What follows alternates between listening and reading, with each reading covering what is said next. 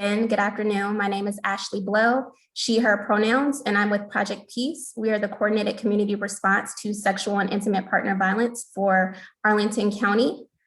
This session is a part of our Sexual Assault and Prevention Awareness Month series. And today we have Ariana Rivera and Captain Broderick Lindsay, and they will be hosting a presentation on sexual assault in prisons. As they go, I'll give them a moment to introduce, I'll allow them to introduce themselves in a moment, but they will be taking questions throughout the conversation. So please pop those in the chat and I'll make sure that those get to the presenters. Although this session is supposed to be educational, it can be triggering. So please practice self-care as we go forth with the presentation, and I will put a few resources in the chat to help you if needed.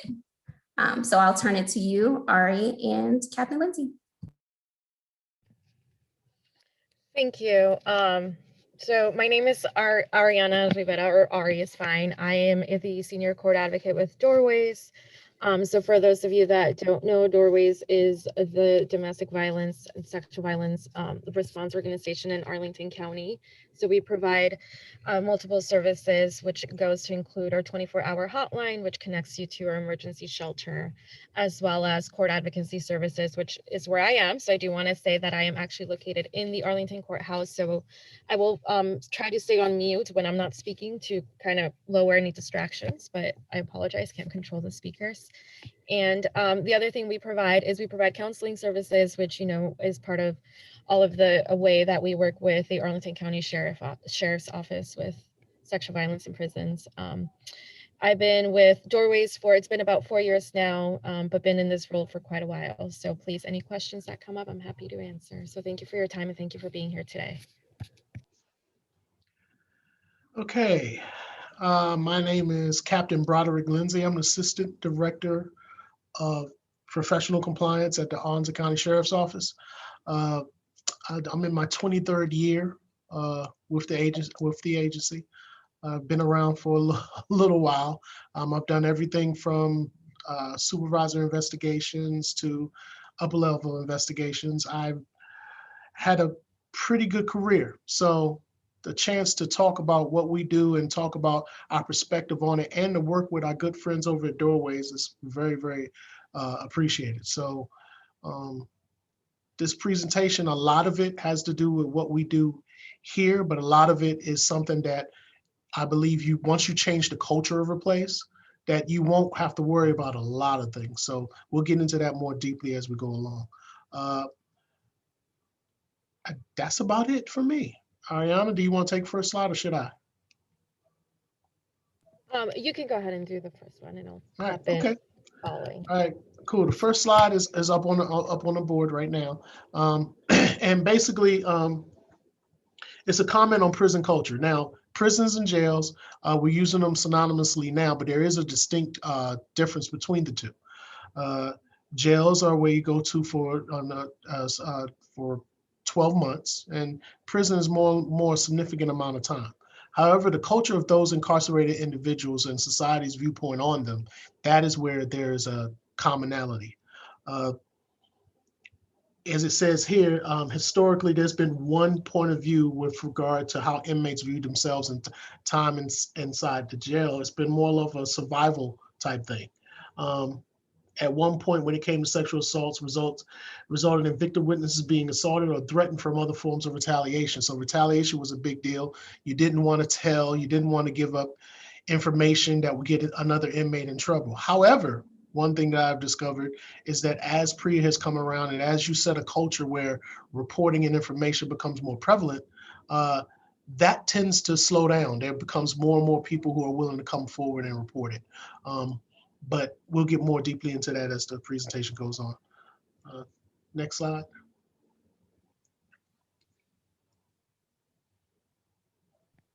Okay, so when we talk about prison culture, something that is important to talk about though, because it is about sexual violence, is a rape culture and where that stems from. And so one of the things when we think about rape culture, I mean, first of all, when I say rape culture, I do mean forms of sexual violence. But the reason for it being referred to as rape culture is because once we start, as you see in the bottom of the pyramid, it starts as mild forms of sexual violence, or just kind of discussions of rape jokes. We hear the phrase "boys will be boys" a lot, locker room banter, all of that. So this goes to show is that once we start normalizing certain kind of form of speaking, certain narrative, certain dialogue, it can start leading right to what we consider that rape culture, which at the top goes anywhere from gang rape to rape. There are folks that get murdered during an act of rape. There's molestation, so everything in between. So it's not, we're not talking about just plain out rape. We're talking about everything that kind of builds to that and creates the normalization of this rape culture, which is what how we see, as Captain Lindsay was explaining, is where we see that there is the culture among inmates of being controlled, or in control. And so a lot of that is the core center of rape, right? It is that there's that power and control over the other individual. So as you see in the panels, it says that it perpetuates the belief that victims do contribute to their own victimization. So the way we see this within prison culture is this idea of, that is part of the punishment. They got themselves there, so forth and so on. Those are all comments we've heard, and I'm sure some of us have been guilty of making those comments as well, right? But it's Captain Lindsay mentioned, it's a lot of it is about shifting that language and that culture. The way this impacts then survivors is that it will silence, and so it creates this culture where folks aren't talking about their sexual violence. They're not reaching out and asking for help, and especially if they're in a prison setting where it's more of a seen more of like a snitch or telling on other folks. If we don't start normalizing that in our bigger society, that it's okay, it's appropriate to report these things happening outside, how are we then expected to see that within? So it is, what then that creates is, as I mentioned, this lack of reporting, or folks that are just feeling alienated, and they don't really want to ever ask for help. And when they do ask for help, we see it in ways where it doesn't always end up in some sort of investigation or so forth. But this is as a greater society, right? So we really, in Arlington, that's kind of where we try to, so this, although we are talking about in general, we do want to also focus in our own county in Arlington. So this is kind of where we see things are a little bit different within Arlington. So first of all, Priya, I don't know how many of y'all are aware with what that is, but it's been, it's been within the prison system since 2003. But I'm going to let Captain Lindsay talk more about it, since he sees it firsthand, and it is something that impacts his detention center. With regard to this slide, this is more like what I want to address is the fact that society views probably previous to Priya, but a lot less now, but I'm quite sure it's still in some places, that society, it seems like an individual who is a victim of sexual abuse in society, we give them a lot of attention. We're concerned about the victim. There are certain ways we respond, but it seems prior to Priya, and maybe in some other areas, it wasn't so much the case when it came to people who were incarcerated. And the thing is, Priya addressed that specifically. They came out and pointed straight to that and said, that's a culture change that we need to make happen. And in 2003, President Bush did make it happen by doing the Priya Act. Priya since then has swept through the entire incarcerated family, whether it be prisons, whether it be jails, whether it be detention centers, no matter what you want to call them, it's swept through, and it's a standard that has to be held. Bringing it home in this slide right here, Arlington County Sheriff's Office has a zero tolerance for incidents of rape, sexual assault, sexual misconduct, and complies with all applicable components of the Prison Rape Elimination Act. What does that mean? That we take it seriously, that what we do is we comply with it totally and completely. And in 2012, Department of Justice published a national standard that developed the National Rape and Elimination Commission and helped reduce prison assaults. One of the things we want to talk about is that inside of Priya, there are components. Inside those components are ways we go about investigating, ways we go about addressing, things that we do they're putting underneath a formal standard as a result of the Priya Act. However, and you'll see when we go to the next slide, there we go. Prior to passing the Priya Standards Act, ACSO was conducting mandatory annual sexual misconduct training. The one things that we do here at the Orange County Sheriff's Office, it's one of the things that our sheriff really pushes, is that we stay ahead of the game, and we should always take into consideration dignity and respect. And in doing so, prior to the Priya Act actually being formalized, ACO was conducting mandatory annual sexual misconduct training specific to prevention, identification, reporting, and handling of all cases of sexual assault and misconduct. This included common cases of misconduct. I'm sorry, that's a misprint. ACLSO regularly advised policy indicators regarding sexual abuse, misconduct, and have continued to train sexual assault throughout the facility. All ACSO supervisors have been trained and investigated in cases of sexual abuse by the NIC. These are things we put forward to show that we were concerned and addressed with sexual abuse and took it seriously prior to the Priya even being formalized. So when Priya came along, all we had to do was adjust to the standards. But our mindset, I've been here since 1998, and the mindset of sexual abuse really didn't change. The process of processing it changed when Priya came out, but our mindset of if an inmate reports cases of sexual abuse, this is what you do. It's fully investigated at all times. There is no, let's figure out whether it is or it isn't. You investigate it formally, regardless of the allegation and who it's coming from. Arlington County Sheriff's Office became Priya compliant in August of 2014. So that's when we jumped on the bandwagon. We were Priya compliant. But as I said, prior to that, we were doing a lot of things that are covered in the standards. We just had to make some adjustments to bring us up to code. All cases of sexual abuse, sexual harassment, and sexual misconduct are investigated. I really want to stress that. No matter what, when somebody comes through our doors, through the booking doors, and if they make an allegation, whether it's here, somewhere else, or whatever, another facility, whether it's at this facility, whether it's staff, whether it's inmate, it doesn't make a difference. If they make an allegation, it is formally investigated. So one of the things I wanted to just take a quick second is to just Priya, for those of us that are not working within the detention center, right? That might be new language. So Priya is the Prison Rape Elimination Act. And so that kind of came out of what we were seeing in our prisons and jails, right? Because one of the things that was mentioned previously is that when it comes to sexual violence, it's about power and control over someone else. It's about being able to control that individual. And so when, you have a dynamic like a prison setting or any setting where there's some sort of confinement, you run the risk of that kind of happening, right? People starting to create some sort of power and control, and it's then used as a way to control, again, those individuals. And so when you have folks that are incarcerated, I mean, we see this with sexual violence in general, right? Like sexual violence took a long time for it to be even recognized.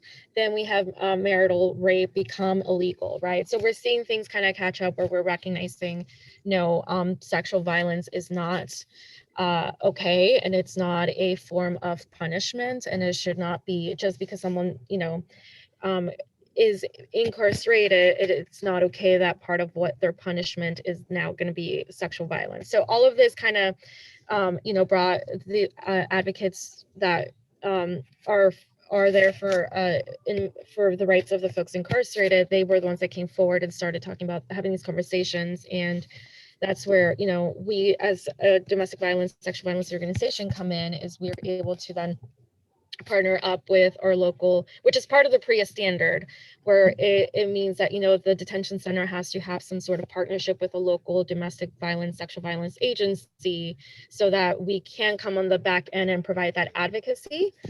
Because at the end of the day, folks are still incarcerated, and whether you have, a good correction officer, there's still going to be maybe that little bit of distrust in going forward. So we want to make sure that that isn't the reason why folks aren't reporting. And so one of the things is you'll see is Captain Lindsay had started to talk about is, how even though Arlington was already doing this before it became a standard by the Department of Justice, there are certain things that, Arlington has started to do, and one of those, as you'll see, is that MOU at the end, which is to provide, where we Doorways come in to provide services and aftercare for survivors, and that looks like counseling services. We can also respond to hospital accompaniments if that's needed, like what most folks know as a rape kit exam, but a SANE exam, a sexual assault exam, forensic exam, safe exam. And so those are kind of the ways where we start partnering up as part of the being in PREA compliance. So even though there may be already like ACA, the Arlington County Sheriff's Office was already doing some of these things, if that partnership did come out of that PREA, the PREA Act, right? And so that's where it's really important, because now we're able to start serving folks who are incarcerated, but also survivors or going through some sort of violence. Because as I mentioned, that's not a punishment, right? Being in doesn't mean you deserve to go through this. But sorry, Captain Lindsay, go ahead. Just to piggyback on what Ariana just said, the MOU, our partnership with Doorways has been great. The thing is, what happens is our inmates have a way where if they don't trust us, they can report to somebody who is an advocate for them. In most cases, like if we have an individual where there is a sexual abuse and we have to, after it's being investigated by our police department, and we have to transport them to somewhere to have something to, like she was referring to, a rape kit, there's an advocate. We have to let them know that they have the opportunity to have an advocate stand by with them. And that person meets us at the hospital and walks them through the whole process. So there's always somebody there for the victim to say, hey, look, here's what's going on. To be their advocate on scene. Also, if you just want to report something inside, that happens all the time. There are individuals who send, Doorway sends emails all the time saying, hey, look, this person reported this, and that will spark an investigation. That's something that we will have to look into. We will have to make it happen. So any concerns and stuff, Doorways has really been a really good partner in helping us out and stuff we have to do under the PREA umbrella. And just for sexual abuse and assault and in general, they've been a great partner. We do have a couple of questions in the chat. So the first one is, I work with military sexual assault survivors. I know PREA offers anonymous or unrestricted reporting. My question is, if we have a military member who is in the brig and they would like to report a sexual assault that occurred prior to them entering the brig, are they bound by PREA reporting versus having the option to make a restricted report to a sexual assault response coordinator? Difficult question, because the military has a whole different set. I would never sit here and presume to have full knowledge of the rules and regulations that regulate individuals who are under military arrest, who are in the military. They have a lot of regulations that are totally different than what we currently have. It's hard to answer that question and say it assertively. I wish I could, but I do know this: in some way, shape, or form, there has to be somebody that they can report to due to PREA. PREA affects military also. That's just a general statement. But I am not quite sure how in that case it will be handled. If you want, you can get my contact information and I'll reach out to somebody and I'll get the answer to that question for you. So if somebody, give that individual my contact information, we'll have a conversation. I'll reach out to one of my guys over here at the military base and we'll see exactly how that's handled, how they handle an individual who wants to do anonymous reporting. But okay, so maybe I'm mistaken, Captain Lindsay, but for PREA, wouldn't that apply to sexual violence happening within the incarcerated setting? Yes. So it's something that happened prior to them. Oh, the question is prior to? It says if they would like to report sexual assault that occurred prior to them entering the brig, are they bound by PREA reporting versus having the option to make it restricted? So that PREA wouldn't apply in this case. They wouldn't apply in that case. They would just make formal charges. Just like in our case, if somebody wanted to report a sexual assault that happened prior to them coming to our booking session, we would get the police involved. And at that point, it's just a matter of taking out a warrant and having formal charges brought against the individual, having a formal police investigation. So yes, Right. I'm sorry, I misunderstood the question. No, it's fine. It's a very long question because it kind of goes with the next one, which is do incarcerated persons have the option of not reporting to the police within Priya? So Priya, just to clarify, is what it kicks into effect once an individual has been incarcerated and the violence you're experiencing is within the prison system. So whether it be inmate on inmate, staff on inmate, or even inmate on staff, right? Like those things fall under Priya, because the purpose of the law is to be able to specifically address the sexual violence that's occurring within the settings, because we know it's occurring. So it's more of like how to prevent it from happening, because I mean, at the end of the day, that's our goal, right? That hopefully one day we can live in this world where there's no sexual violence. And so that's kind of how do we provide those services.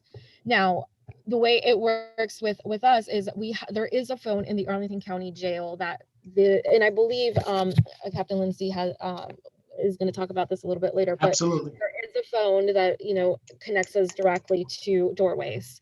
So do they have the option of not reporting? I mean, if they tell us, we let them know that we're going to report back if they like us to do that, but we are able to provide counseling services as part of the aftercare. So if that's essentially what they needed, they didn't want to necessarily report but wanted counseling services, that is something we can potentially work around. However, the issue is for us to be able to have access to the person incarcerated, we need to be able to have a reason why we're there, right? And so I'm not sure where it becomes a like. So I mean, it would be, I think, a case by case, because it is something we want to be able to offer. We want to be able to offer that support system for folks, whether or not they're ready to report. But it's just the way the partnership works. Well, if I look at I'm reading the question now, if a person wants to report and an incarcerated person have the option of not reporting to the police within Priya, within the Priya standard, not reporting to the police, are they reporting that, are they seeking counseling, or are they doing a formal report? If you're formally reporting something, it is going to have to be reported to the police, especially if a crime did occur. Just like we were saying in the previous case. However, if the person is just reaching out the Doorways for counseling, or something that happened outside of the facility, I do believe that is available, but I don't believe, like, if you're trying to report a crime, I'm sorry, I'm just looking in the context of you're trying to report a crime. I don't think you can't have that, because if a crime is established that it happened, the police have to be involved. Right. Right. Yeah. Let's go to the next. And that is true. I was going to say that is true of any time. I mean, if they contact Doorways, we're not going to contact the police on their behalf. If that's kind of the question, right? We will offer them services and let them know what's happening. And then as Captain Lindsay mentioned, we then report it back to the jail as part of the MOU to let them know that this is happening within the prison. But the folks know that it is the conversation we have with them, that the moment we make this report, it's really out of everyone's hands, because once you make a report with law enforcement, now you have the state involved, and it's really up to the state what happens moving forward. Thank you. Yeah, so I'm Caitlin, and I'm one of the nurses at ANOVA. And so I'm actually asking on a purely medical standpoint. Like, if someone were to contact you and say, hey, I'd really love to have medical, I'd like to have a kit. I'd like to make sure that I'm safe. I understand there's reporting within Priya, but I don't want to make a report to the police. And we can go offline with this. That's totally fine. But I had a situation where I'm just really curious about that. They do have an option to report straight to our medical facility, the issue that they're having. But as far as having it completely anonymous and completely offline, that is, especially if it occurred, I'm trying to nail down, did it occur inside the facility? And that's what Priya addresses. That Priya basically says that if the Priya standard, The Priya standard says that if somebody's inside a facility and they report a case of sexual assault, the standard itself reads that you have to have somebody who would directly report that to you so you can investigate the matter. So it's a state facility. So therefore, it's not an option just to say, well, I want to do all these things, but I don't want to report a crime because we have an assailant within our facility. The difference inside a jail is this, that we're responsible for everybody that's there. So we have to have opportunity to address that issue. According to Priya, it was our direct responsibility to address that issue. Does that answer the question? Hope it does. The way I typically, so I work in the court system, and I know it's a little bit different, but the way I typically describe it to my clients, because we do have clients that will call law enforcement and will say, I didn't want there to be an arrest, I just wanted this individual to leave the home, is, law enforcement, they are mandated reporters. If they know that someone is breaking the law, they're gonna have to take some sort of action. And it's just, it goes, when it comes to domestic violence, and I know this isn't about that, but that's why we have those laws where someone's gonna get taken to jail. It's a lot of it is because, as Captain Lindsay mentioned, is now you're telling a law enforcement, someone that's supposed to enforce the law, that the law was broken. So part of their role is to enforce that and take the individual. So once it is being disclosed to anyone that, within that role, there's unfortunately no pulling back. And it's the hardest part, because it's where we see some of our clients, say, well, I just wanted to have this individual kind of removed, but not really make it move forward with a criminal report. And that's where, as advocates, we come in and have those honest conversations with them. And we say, going down this route can lead to A, B, and C. So, that is essentially, although we like to believe that it's always going to be within the power of the survivor and the victim, it's not. It's just not how the law actually works. And it's really mostly to keep other folks safe, right? Because what we know with sexual violence, it's a repeated offender most of the time. And so so that's what the jails and prisons are trying to prevent, is that this same individual keep assaulting folks that are within a setting that's already very restrictive. Oh, so that's essentially what the hope is, right? That Okay. The next slide covers the barriers and correction, the traditional barriers. However, with Priya and with the standards here at the Orange County Sheriff's Office, we have several areas of direct reporting. The ACSO has implemented a number of avenues to report. Direct reporting, which includes any member of staff or medical or counseling or mental health staff, written grievance and or in-house mail. That means you got a way you can do it on paper anonymously. Outside reporting from a family member. Family member calls up and reports, hey, look, this happened to my son or this happened to my daughter. All these things are gonna spark an investigation and gonna make us make us do an investigation into the matter. And doorways, which is on the inmate phone system, where they can dial 4 digits and then go straight to them and they talk to a doorways member immediately. So those are the areas in which they have avenues to report. And along with other things, like I've had incidents where an anonymous note was written, or it came from an outside source that chose to remain anonymous. Regardless of how we get the information, it will be taken seriously and it will be investigated. And I just want to add real quick that doorways, that phone is actually connected to our hotlines. So there will always be someone answering that phone, because our hotline is 24/7. And so that's for that purpose. And all of our hotline folks that answer it, they're trained. They know what Priya is. They know what the protocol is, and they know what steps to take. And so that is a pretty great benefit that I think has helped a lot. Okay, the next one, additionally, all staff at ACO are trained to immediately report any sexual abuse. All our staff are trained. From the moment they go to the academy, they're trained. When they come back and they're doing their training, field training, they're trained. They're all trained to receive reports and what to do immediately upon receiving the report. Contractors, the individuals who are contracted to do work with us, they understand that They understand Priya in detail. They're given a class prior to even coming into the facility, and they also understand that it's not tolerated, and allegations of retaliation checks are made for those reporting an incident in accordance with Priya standards, meaning if you come forward, you can't be retaliated against, and we constantly look into that as part of our standard. One of the things we do on a regular basis.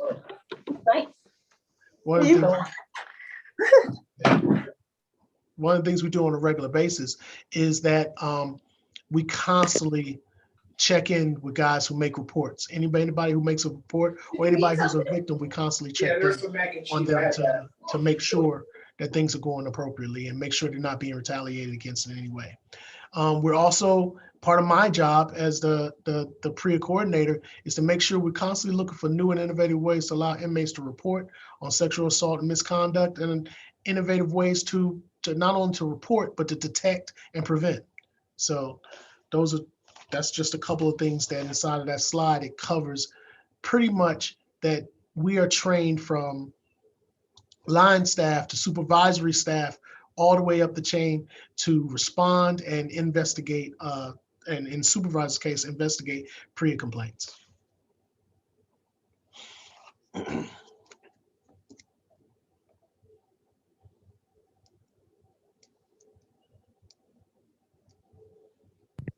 Okay, so are you all still there? Because my internet just said it's unstable. It would be, right? Okay.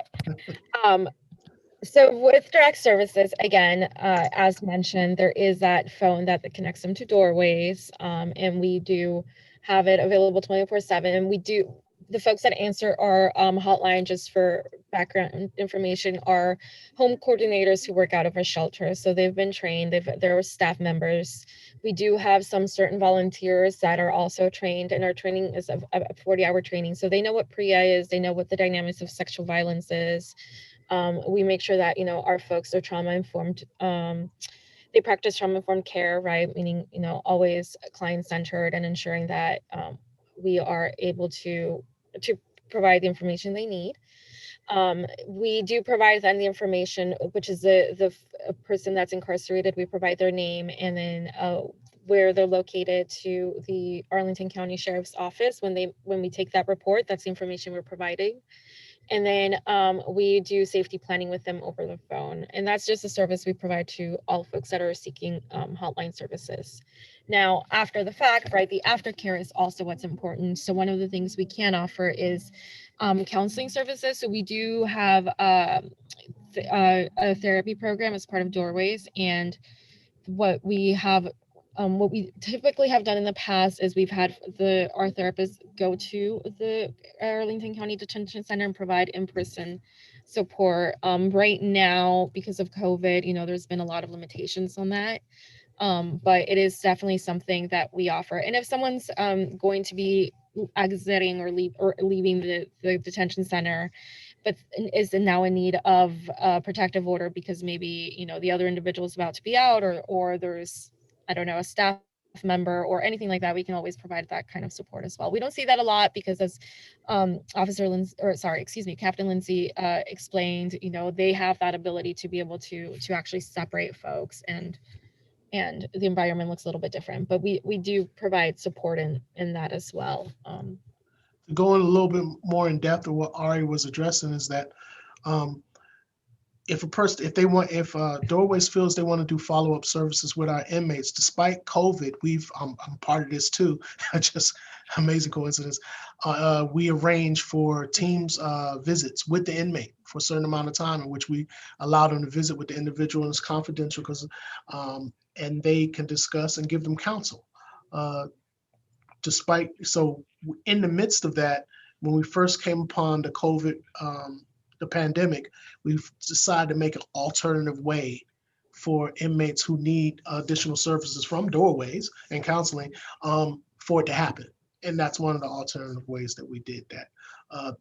Like I said, when it comes to reporting, one of the parts when we do receive a report of sexual abuse or sexual assault, as she was saying, our environment in here is different. I can actually separate it, the assailant from the victim.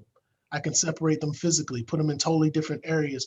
And that's what we do. That's part of the supervisor's first line of, that's the first thing you do. You find out who the assailant is, or find out who the victim is. You separate them, meaning the assailants move one place, the victim is somewhere totally different. You give the victim all the medical care, anything they need. Assailant stands by where they are just until pending the investigation. We can control those factors, whereas outside of a jail facility, you really can't. Right. Mm-hmm. So that separation and making things safe for the victim is like of paramount concern with us when it comes to pre-investigations. Right. Okay. So this one's strategies for preventing sexual assault. I mean, that is the ultimate goal, right? Is the hope in this world. But a lot of what Captain Lindsay and I talked about was just information, and that goes both within partner agencies, right, us at Doorways, and information also for folks inside, which I'll let him talk about. But the way it looks for us is, again, just always ensuring that our advocates are aware that, first of all, any biases they may have, because as humans, we may have some biases that we come in with are not actually being are having an influence on how they are providing services to folks that are incarcerated.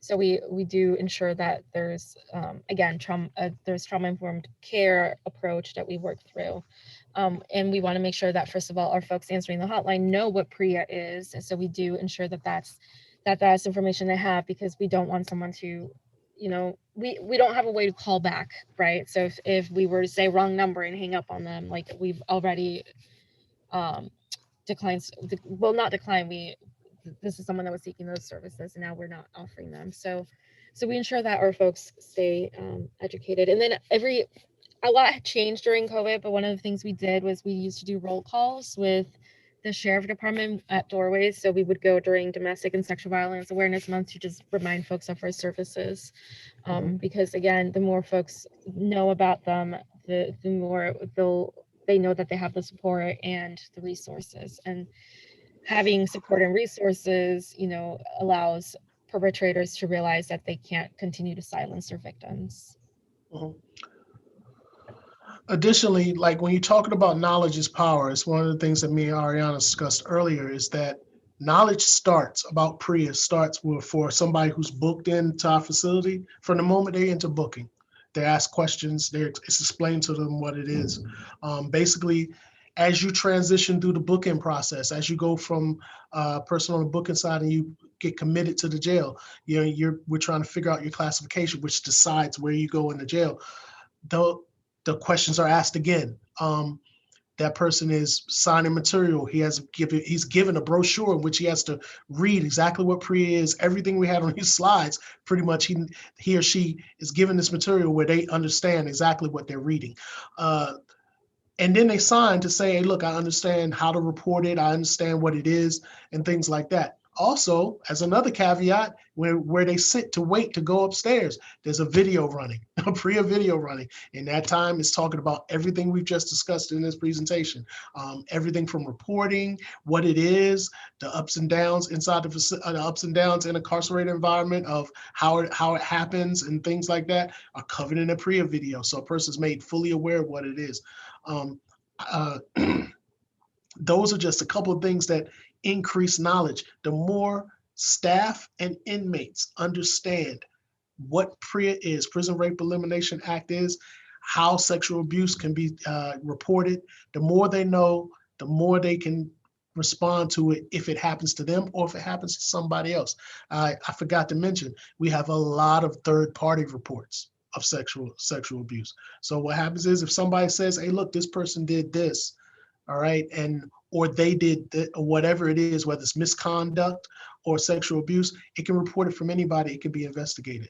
So I do believe that when it comes to strategies for preventing sexual assault, let's take the cover off it. Let's show it for what it is, give people opportunities to report, let them be able to look at it and say, okay, this is what I'm gonna do if this happens, and make it available to them.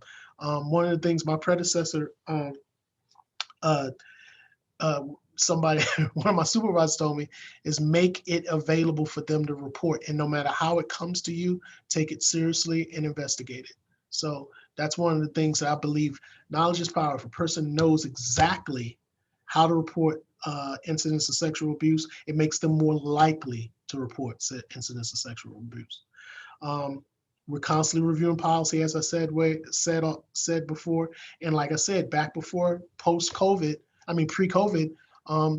yes, Doorways was coming in on a regular basis during Sexual Abuse Awareness Month and doing roll calls with our staff to put them in the know, just another layer of knowledge as to what's going on and what they can provide and what happens when the inmate reports to them. All right, it's another layer of knowledge. So between training our staff and I can go ahead and say, because of all the different avenues we have, training inmates, and also all this information is also available in the inmate handbook. Every inmate has that. So it's just so many different ways to report. That knowledge is all around them. So that way, I believe giving them that information, giving them those tools. A lot of times in jail, they feel like control is taken away. But when it comes to sexual abuse, there is control. There are the ways to report and let people know what's going on.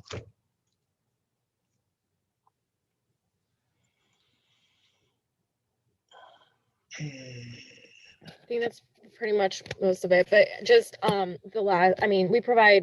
we at Doorways provide education to the community and other service providers. And so what we hope for, what we strive for is, right, at some point prevention. And if we talk enough about what sexual violence is, because as Captain Lindsay mentioned, and knowledge is power. So part of it is knowing what sexual violence is, right? Like the way that has evolved over time to include an array of things is really important to provide that back information. So, because there are folks that may not know that what they're going through is sexual violence, or first of all, it's not okay. And so we hope that by also providing survivors and victims that information and that knowledge, that with all of that, we can hopefully one day when this slide comes up, we can say we did prevent sexual violence, right? Maybe I'm too hopeful, but that's always my hope, is work ourselves out of a job. But yeah, I just realized I did not put up our contact information up here. So what I can do is I'll add mine to the chat, and Captain Lindsay, if you want to add yours, but I wanted to see if there's any questions, just in general. That was the end of the presentation. I don't know if there's anything that was left unanswered or anything you wanted to add, Captain Lindsay. Nothing I wanted to add. I just wanted to thank everybody for the opportunity to make this presentation. Again, the more you know about it, the more you ask questions about it, and the more we all get on the same page, the better it is for any victims of sexual abuse. Yes. Yeah. Thank you everyone for your time. I really appreciate it. You know, the end of Sexual Assault Awareness Month is coming next week, and just thank you for really being here with us today. I think this is a population that often gets left out of conversations when it comes to sexual violence, and so it's important to have those conversations as well, because part of it starts with us as well, right? It's getting rid of those kinds of jokes that come up when it comes to folks that are incarcerated and in sexual violence. So thank you.